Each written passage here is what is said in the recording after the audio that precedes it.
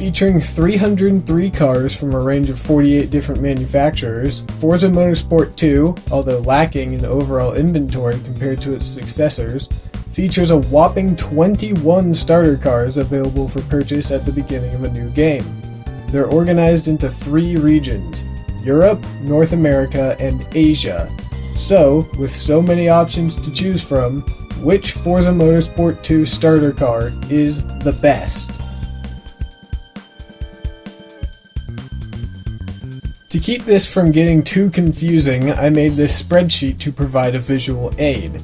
It shows the region, name, class, performance index number, purchase price, horsepower, torque, weight, and weight distribution on the front axle, along with the speed, handling, acceleration, launch, braking, and drivetrain layout statistics provided in the dealer and garage menus. Also shown is the fastest lap time achieved around the Test Track Infield Russell's Viper track. It should also be noted that unlike in newer titles, any starter car must be bought with the 11,000 credits allocated to the player at the beginning of a new game, so price in this case does matter.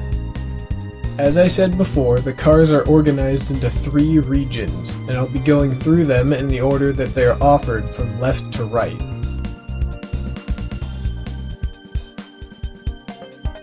First on the list for Europe is the 9,000 credit 1992 Volkswagen Golf GTI 16-valve Mark II.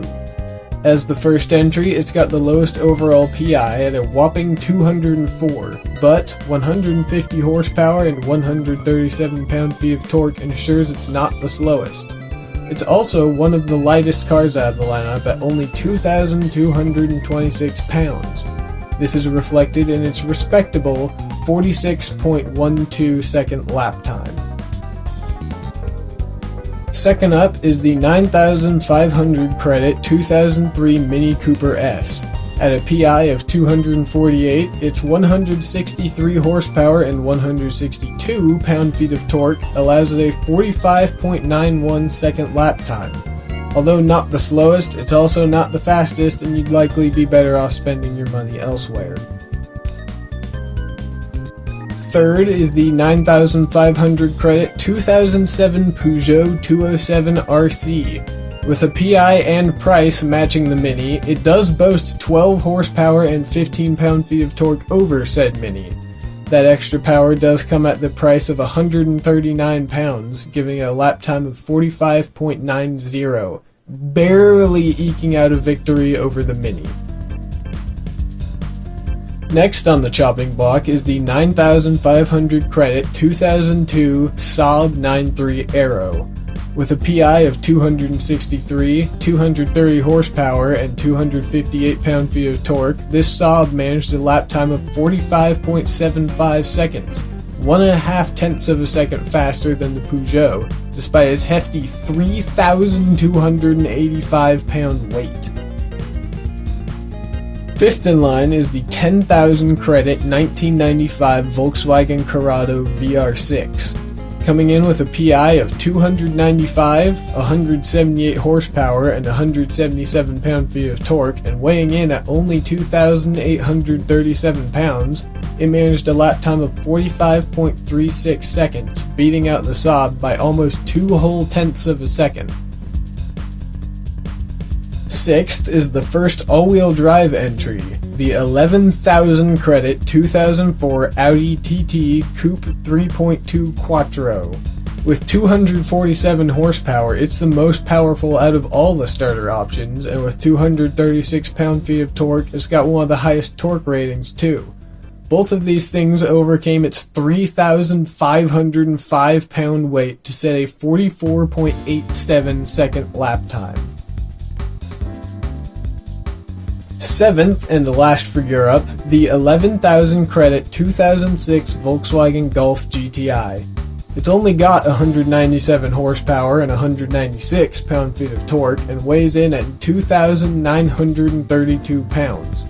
That seems like it would be slower than the Audi, yet it set a lap time of 44.29 seconds, showing off its impressive handling characteristics.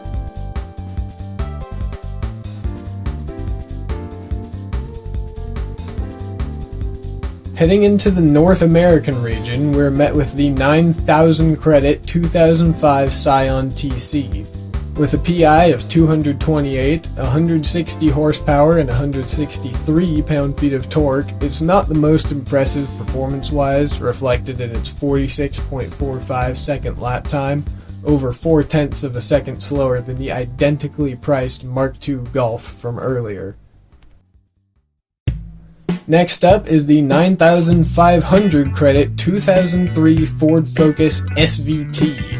Those 9,500 credits buy you 170 horsepower, 145 pound-feet of torque, and 2,769 pounds. And although similarly spec'd to the Saab, its lap time is 44.84 seconds, putting it almost 1/10 of a second behind the 9.3. Next is the first car to feature perfect 50-50 weight distribution and rear-wheel drive in the form of the 10,000 credit 2006 Pontiac Solstice. At a PI of 313, its 177 horsepower and 166 pound-feet of torque pushed its 2,859 pound weight around the track in 45.38 seconds. Fourth in line is another rebadged Toyota in the form of the 10,500 credit Lexus IS300. Its 315 horsepower and 218 pound-feet of torque afforded a PI of 328 and a lap time of 45.50, which becomes a little more impressive when you learn the thing weighs 3,306 pounds. Ultimately, you can get better performance for the same cost or less. Fifth in line is a rebadged Honda in the form of the 10,500 credit 2002 Acura RSX Type S. Its PI rating of 343 is backed by its 200 horsepower and 142 pound-feet of torque, and at only 2,778 pounds, it set a respectable 45.18 second lap time. Sixth is surprisingly one of the fastest options in the form of the 10,500 credit 1998 Chrysler Eagle Talon TSI Turbo. Although technically Eagle is the manufacturer instead of Chrysler, that doesn't stop the Talon from blitzing the track with its 210 horsepower and 214 pound-feet of torque. Even its 3,142 pound weight can't slow it down, setting an impressive lap time of 44.70 seconds. Seventh and last for the North American region is the 11,000 credit 2005 Chevrolet Cobalt SS Coupe. At a PI of 374, it's the highest out of all the starter cars, and even though it's not the most powerful at 205 horsepower and 200 pound-feet of torque, and not the lightest at 2,931 pounds, it is the fastest, rocketing around the track in 44.07 seconds.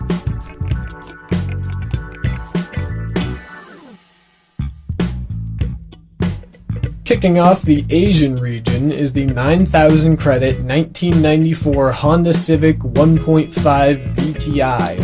Although it doesn't have the lowest PI at 211, it does have the lowest horsepower and torque ratings at 130 and 104 respectively.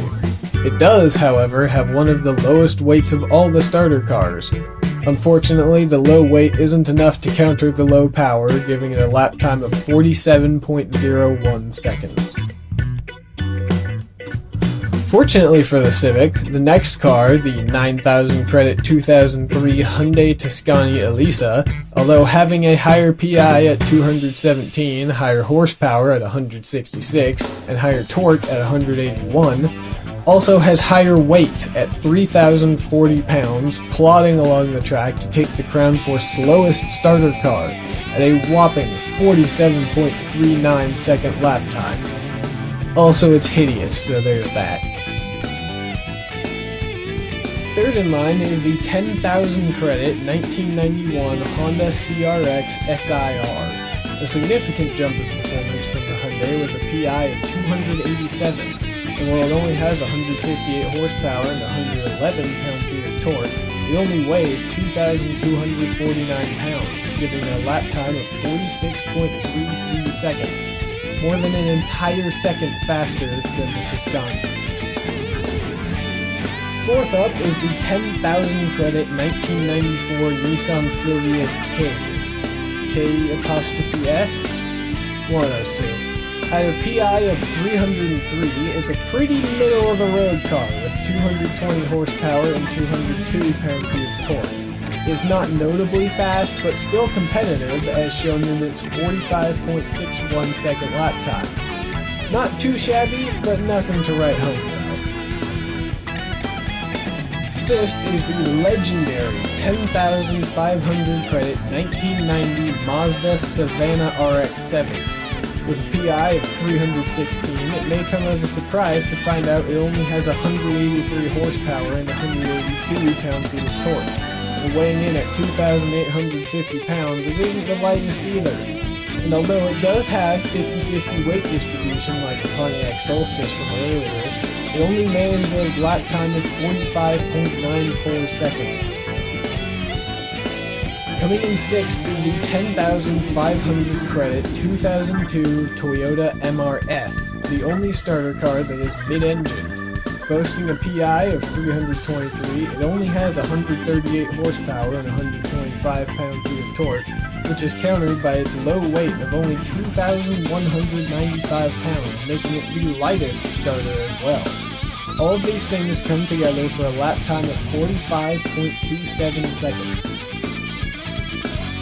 7th in Asia and 21st overall, the final car is the 10,500 credit 1992 Toyota Supra 2.0 GT Twin Turbo. With one of the higher PI ratings at 354, the Supra features 210 horsepower, 203 pound-feet of torque, and one of the highest weights at 3,439 pounds, achieving a lap time of 45.58 seconds.